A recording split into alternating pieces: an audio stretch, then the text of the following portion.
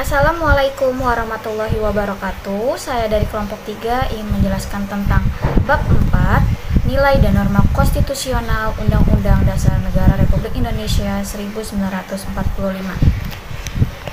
Pengertian konstitusi adalah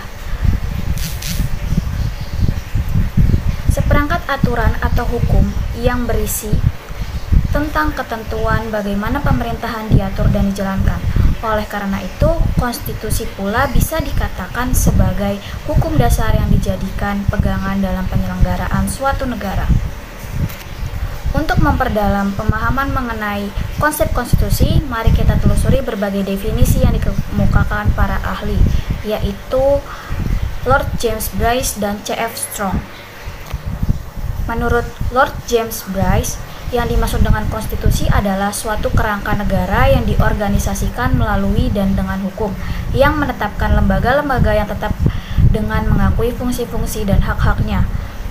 Pendek kata bahwa konstitusi itu menurut pandangannya merupakan kerangka negara yang diorganisasikan melalui dan dengan hukum, yang menetapkan lembaga-lembaga yang tetap permanen, dan yang menetapkan fungsi-fungsi dan hak-hak dari lembaga-lembaga permanen tersebut.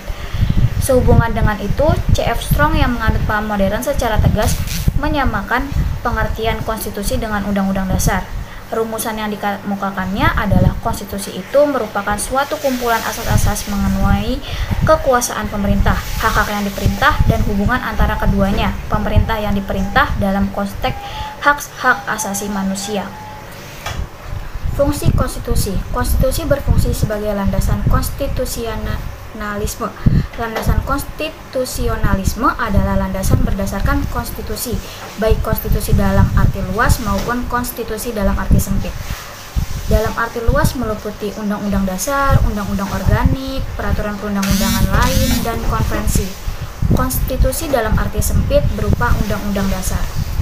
Yang kedua, konstitusi berfungsi untuk membatasi kekuasaan pemerintah sedemikian rupa, sehingga penyelenggaraan kekuasaan tidak bersifat sewenang-wenang. Dengan demikian, diharapkan hak-hak warga negara akan lebih terlindungi.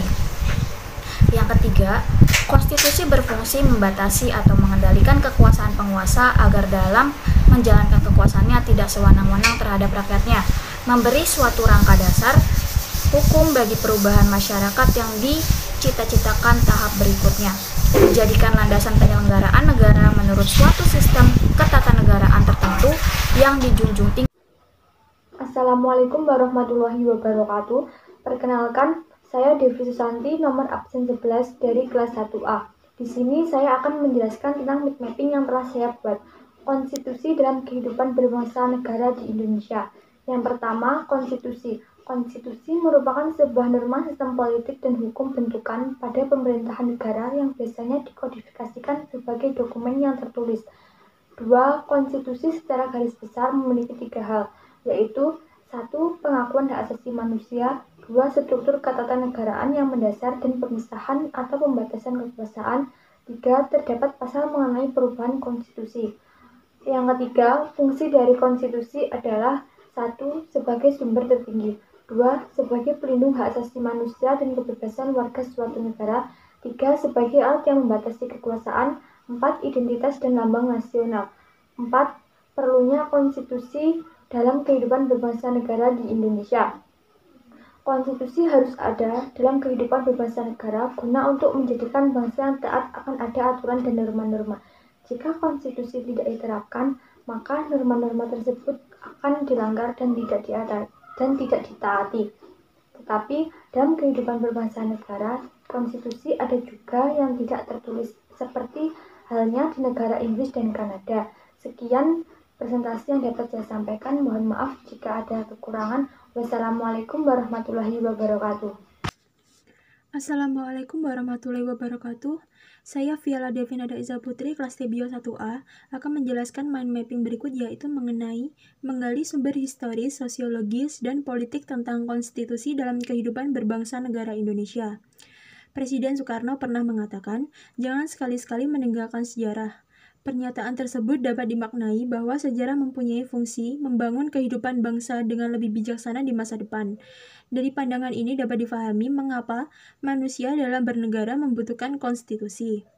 Menurut Hobbes, manusia pada status naturalis bagaikan serigala. Hingga timbul adagium homo homini lupus, man is a wolf to his fellow man, artinya yang kuat mengalahkan yang lemah. Lalu timbul pandangan bellum omnium contra omnes, artinya perang semua lawan semua. Dalam bukunya yang berjudul Leviathan 1651, ia mengajukan suatu argumentasi tentang kewajiban politik yang disebut kontrak sosial, yang mengimplikasikan pengalian kedaulatan kepada primus inter pares, yang kemudian berkuasa secara mutlak atau absolut. Primus inter pares adalah yang utama di antara sekawanan kumpulan atau orang terpenting dan menonjol di antara orang yang derajatnya sama. Negara dalam pandangan Hobbes cenderung seperti monster Leviathan. Pemikiran Hobbes tak lepas dari pengaruh kondisi zamannya, sehingga ia cenderung membela monarki absolut atau kerajaan mutlak dengan konsep divine right, yang menyatakan bahwa penguasa di bumi merupakan pilihan Tuhan, sehingga ia memiliki otoritas tidak tertandingi. Dengan mengatasnamakan primus inter pares dan wakil Tuhan di bumi, mereka berkuasa sewenang-wenang dan menindas rakyat. Dalam sejarah Perancis, Raja Louis XIV bertindak absolut. Gagasan untuk membatasi kekuasaan raja atau dikenal dengan istilah konstitusionalisme yang mengandung arti bahwa penguasa perlu dibatasi kekuasaannya dan karena itu kekuasaannya harus diperinci secara tegas. Oleh karena itu, konstitusi juga diperlukan untuk membagi kekuasaan dalam negara.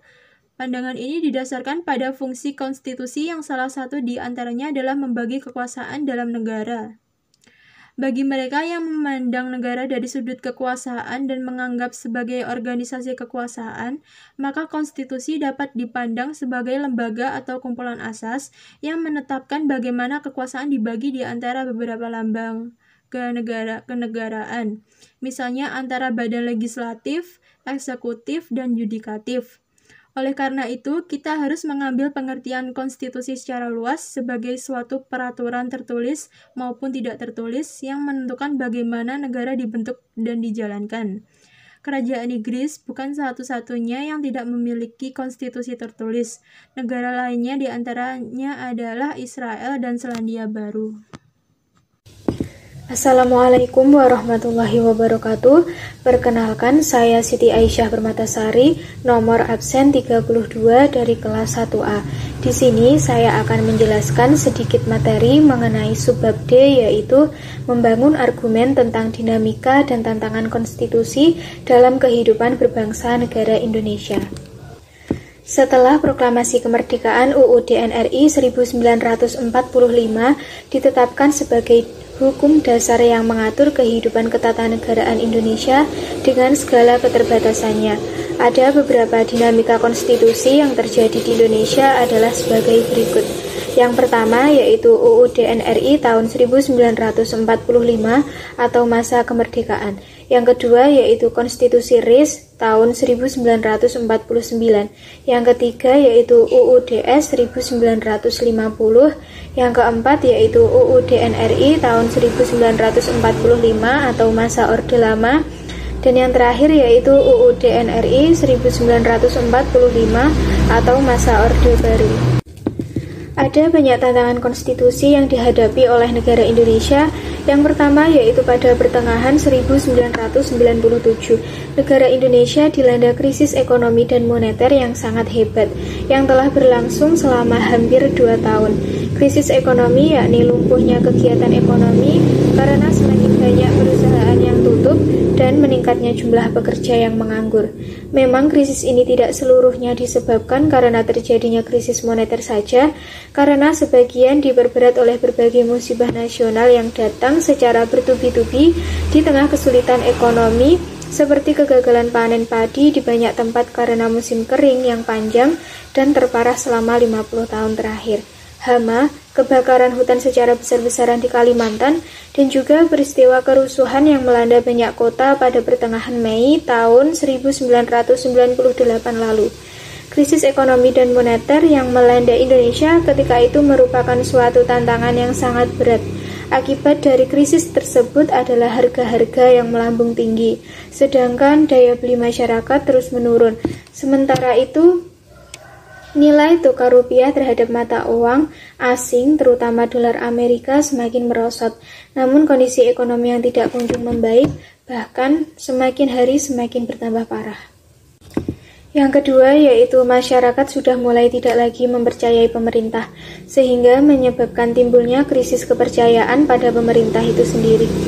Krisis kepercayaan publik pada pusat kekuasaan ini mengindikasikan bahwa sulitnya pemulihan krisis yang Indonesia hadapi hari ini, terutama bukan karena defisit sumber daya dan orang pintar, melainkan karena bangkrutnya moral kapital dari para pemimpin politik. Terlalu sedikit panutan dan terlalu banyak pengkhianat membuat jagat politik kehilangan pahlawan.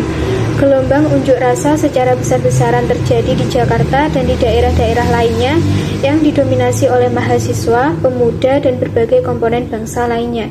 Pemerintah sudah tidak mampu lagi mengendalikan keadaan, sehingga pada tanggal 21 Mei 1998, Presiden Soeharto menyatakan berhenti dari jabatannya. Tantangan berikutnya muncul pada awal masa reformasi, lebih tepatnya pada pertengahan tahun 1998. Munculnya beberapa tuntutan reformasi di masyarakat yang diutarakan oleh berbagai komponen bangsa, terutama oleh mahasiswa dan pemuda. Beberapa tuntutan reformasi itu adalah sebagai berikut. Yang pertama yaitu mengamandemen UUD NRI 1945, yang kedua yaitu menghapuskan doktrin Dwi Fungsi Angkatan Bersenjata Republik Indonesia, yang ketiga yaitu menegakkan supremasi hukum, penghormatan hak asasi manusia, serta pemberantasan korupsi, kolusi, dan nepotisme atau KKN. Yang keempat yaitu melakukan desentralisasi dan hubungan yang adil antara pusat dan daerah. Yang kelima yaitu mewujudkan kebebasan pers, dan yang terakhir yaitu mewujudkan kehidupan demokrasi. Adanya tuntutan untuk mengamandemen UUD NRI tahun 1945 didasarkan pada pandangan bahwa UUD 1945 belum cukup memuat landasan bagi kehidupan yang demokratis, pemberdayaan rakyat, dan juga penghormatan HAM. Selain itu, di dalam isi UUD 1945 juga terdapat pasal-pasal yang bisa menimbulkan banyak penafsiran sehingga dapat membuka peluang bagi penyelenggaraan negara yang otoriter, sentralistik, tertutup, dan juga berpotensi tumbuhnya ruang praktik, korupsi, kolusi, dan juga nepotisme atau KKN. Sehingga hal itu mampu menyebabkan tantangan baru lagi, yaitu timbulnya kemerosotan kehidupan nasional, kehilangan sumber daya alam dengan jumlah yang cukup besar, kehilangan kekuatan, otoritas ekonomi, dan juga melonjaknya angkatan kerja tanpa skill. Munculnya beberapa kasus terorisme, peledakan, dan juga bom bunuh diri, munculnya gerakan-gerakan separatis, anti persatuan, yang sudah tentu dan dipastikan merupakan penyebab melemahnya kekuatan dan kesatuan bangsa. Muncul dan berkembangnya berbagai gerakan separatis ini menjadi komplikasi yang memperparah kemunduran bangsa. Walaupun pada kenyataannya perpecahan sendiri sudah terjadi di awal kepemimpinan Presiden Soeharto, namun dampaknya dapat dirasakan di era reformasi ini. Sehingga perubahan UUD NRI 1945 adalah suatu solusi yang sangat besar karena pada era sebelumnya tidak dikehendaki adanya perubahan tersebut. Majelis Permusyawaratan Rakyat menyatakan hasil pemilu tahun 1999 sesuai dengan kewenangannya yang diatur di dalam pasal 37 UUD 1945, melakukan perubahan secara bertahap dan sistematis dalam 4 kali perubahan, yakni perubahan pertama pada Sidang Umum MPR tahun 1999, perubahan kedua pada Sidang Tahunan MPR pada tahun 2000, perubahan ketiga pada Sidang Tahunan MPR tahun 2001, perubahan keempat pada Sidang Tahunan MPR tahun 2002. Perubahan UUD NRI 1945 yang dilakukan oleh MPR selain merupakan perwujudan dari tuntutan reformasi, sebenarnya sesuai dengan pemikiran pendiri bangsa yakni Ir Soekarno. Perubahan yang dilakukan bertujuan untuk menyesuaikan dengan tuntutan dan tantangan yang akan dihadapi saat itu. Sekian penjelasan yang dapat saya sampaikan. Mohon maaf jika ada kekurangan. Wassalamualaikum warahmatullahi wabarakatuh. Assalamualaikum warahmatullahi wabarakatuh. Perkenalkan, nama saya Berlian Apriliani Anjarwati, nomor absen 9 dari kelas Tebio 1A. Di sini saya ingin menjelaskan materi tentang esensi dan urgensi konstitusi dalam hidup berbangsa dan negara. Telah kita ketahui bahwa UUD NRI 1945 mengalami perubahan sebanyak 4 kali perubahan. Perubahan tersebut menghasilkan 21 bab, 73 pasal, 170 ayat, 3 pasal aturan peralihan, dan 2 pasal aturan tambahan. Dengan pasal yang tidak mengalami perubahan sebanyak 6 pasal, yakni pasal 4, pasal 10, pasal 12, pasal 25, pasal 29, dan pasal 35. Menurut S. At-Tamimi, suatu konstitusi atau UUD sangatlah penting bagi suatu negara karena dijadikan sebagai pemberi batas dan pegangan, serta tentang bagaimana suatu negara tersebut dijalankan. Konstitusi negara berada pada kedudukan tertinggi pada suatu negara. Secara normatif, undang-undang tidak boleh bertentangan dengan konstitusi. Jika terdapat pertentangan, maka akan timbul sebuah masalah, yakni masalah konstitusional. Masalah konstitusional perlu diadakan pengujian konstitusional terhadap nilai konstitusional, baik dari segi formal maupun material. Pada sistem pemerintahan Indonesia, lembaga negara yang memiliki wewenang untuk menguji konstitusional adalah Mahkamah Konstitusi atau MK. Salah satu contoh nyata dari hasil perubahan UUD NRI 1945 adalah pasal 23A tentang pajak dan pungutan. Pasti di antara kalian banyak yang bertanya-tanya, apa sih tujuan membayar pajak itu? Nah, sebenarnya tujuan membayar pajak itu adalah untuk memenuhi kebutuhan hidup masyarakat. Sebagai bukti, pemerintah sampai saat ini masih memberikan subsidi untuk sektor-sektor tertentu yang sangat mempengaruhi hajat hidup orang banyak. Mulai dari subsidi BBM, listrik, dan pembiayaan lainnya dalam rangka meningkatkan kesejahteraan bagi seluruh ratusan masyarakat. Kita sebagai warga negara yang baik, hendaknya kita harus menjaga keseimbangan antara kewajiban dan hak penuntutan kepada negara. Sekian penjelasan dari saya. Wassalamualaikum warahmatullahi wabarakatuh.